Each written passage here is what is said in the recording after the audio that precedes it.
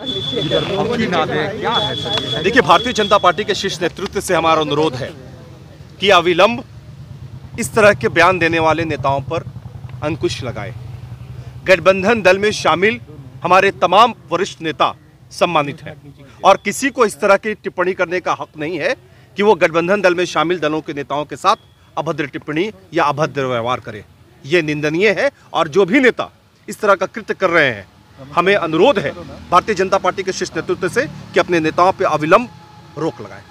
मुकेश सहनी के साथ गलत हो रहा है? निसंदेह, अगर हमारे साथ एनडीए में कोई नेता शामिल है, कोई दल शामिल है और आप उसके सुप्रीमो के साथ अनर्गल बयानबाजी कर रहे हैं, उनको धमकियां दे रहे हैं, ये कहीं से ठीक नहीं है। आप लोग इस शराबबंदी कानून को वापस लेने की बात समर्थन में है मुकेश सहनी? निसंदेह एनडीए के हर उस नेता के हम समर्थन में है जिस नेता के साथ कोई बदसलूकी करे, उनके साथ बद बयानबाजी करे। नहीं अगर मानते हैं तो क्या होगा सर? हमने स्पष्ट तरीके से कहा कि अब ये वक्त आ गया है जब एनडीए के भीतर कोऑर्डिनेशन कमेटी बना लेना चाहिए। मुकेश सहनी कह रहे हैं कि कोऑर्डिनेशन के अभाव में ही इस तरह की बयानबाजी हो रही है। अगर कोऑर्डिनेशन कमेटी बन गई होती तो निसंदेह हम एक दूसरे पर रोक लगा सकते थे, लेकिन अभी कोई कोऑर्डिनेशन ही नहीं है, जिसका नतीजा ये हो रहा है कि जिसे जो मर्जी आ रहा है वो उस तरीके का बयान दे रहा है। कोऑर्डिनेशन कमेटी नहीं होने के कारण महागठबंधन से हम अलग हुई थी। देखिए, हमने स्पष्ट तरीके से कहा कि आज जो मुकेश सहनी जी के साथ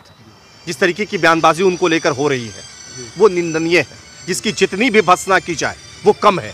मुकेश सहनी जी एनडीए के एक सम्मानित नेता है और उनके ऊपर में इस तरह की टिप्पणी कहीं ना कहीं से एनडीए को कमजोर करने की कोशिश की जा रही है। बीजेपी के मंत्री कह रहे भी दिखाया जा रहा है।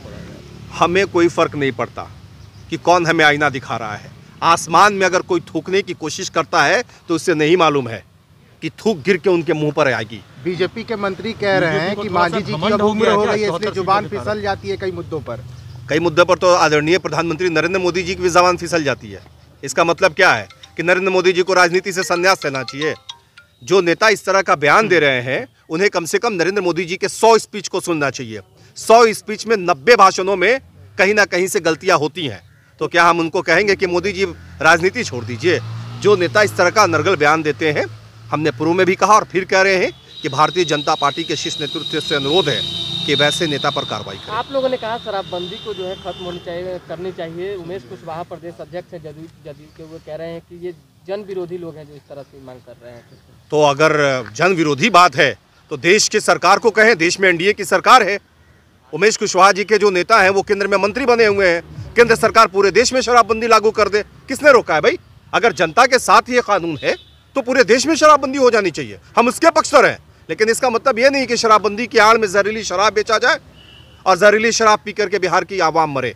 इसलिए हमने समीक्षा की बात करी है। जी, आखिरी सवाल है, क्या लगता है जिस तरीके से एनडीए में पूरा प्रकरण चला, अब नीतीश कुमार जी को आगे एक्शन लेना हमने चाहिए? निसंदेह, चूंकि ये विवाद तब बढ़ा है जब माननीय मुख्यमंत्री नीतीश कुमार जी कोरोना से संक्रमित हो गए हैं।